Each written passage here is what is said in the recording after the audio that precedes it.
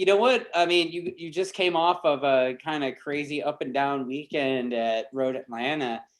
So how did day one go? Didn't feel like much of a genius on day one. Is that right? Yeah, it was one of those days. I think everybody's had those days, where it all started with Fernando missing the turnoff to get the Starbucks. On that highway going through Road Atlanta, if you miss the turnoff, you're going about 15 minutes up the road, turning around, coming back 15 minutes, and then going another 15 minutes back to where you were going. Starbucks detour. Yeah, then we got to the track, and so our toolboxes weigh about 1,000 pounds a piece. And MotoAmerica was so kind to put our pit almost opposite of our truck, except they didn't open the gate there.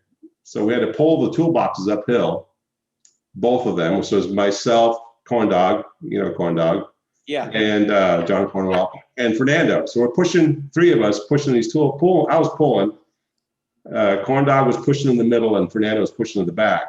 And I'm pulling and pulling and pulling as hard as I can, and we're going. I turn around and go, John, are you pushing? And he can't hear me. And he's like standing there with his hand on the back of the box, kind of holding it. I think I was pulling him uphill too. So anyway, so like, hey, let me push. So I get in the middle and I start pushing. He's steering. We get the gate finally at the top of the hill. I'm like huffing and puffing, and this idiot retard moron at the gate, complete loser, says, hey, you can't come in without your passes. So yeah, we decided to pull 2,000 pounds of toolboxes uphill with our team uniforms on at 7 a.m. because we don't have passes. And then they turn and they give gas. And they coast a lot between the brake off to the throttle open. Why am I feeling like you're talking about me? Because I am. Looks just like you. It's not like you. And then they turn off because they're slow, they turn off the anti-wheelie and do wheelies. Yeah, I don't know Hector that well, but I'm impressed with how fast he's getting up to speed. Yeah. Never seen VIR, hops on, and in the race he was fighting for a position to run off. So pretty impressive. I mean, you can see guys of world caliber, and it's really good for our sport that guys of world caliber come here and we get a chance to beat up on them. Yeah. I was pretty happy with the way the bike turned out too. The painter wanted to choke him to death, and then I got it, and now we're like best buds again. Yeah, it looks pretty wild with all that flake in there for sure. Yeah, dude, looks like a circus ride. You got a clown riding it, so you're good. What's the thought of the rear brake? A lot of World Superbike guys are using rear hand brakes, and we're wondering why we haven't seen this develop in MotoAmerica. Without saying insulting every rider in the paddock, they have a hard time just using the controls they have without adding another one. Everyone's looking for a little crutch. They got a little excuse why they don't go fast. Man up and ride the motorcycle. Come on, shut up.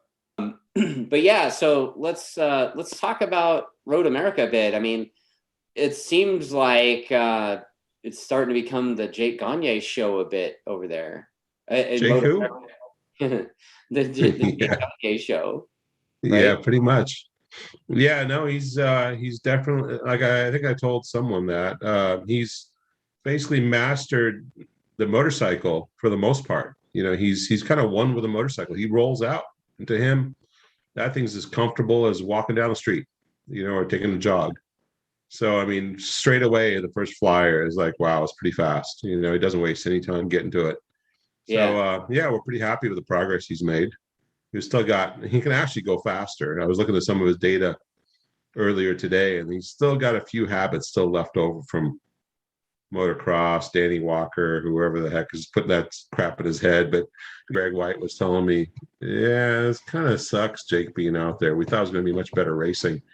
Kind of like a replay of last year. I said, dude, what do you want us to do? Make the bike slower? No, it was really funny. It was watching Greg White ride Roach's R3. Yes. Oh my God.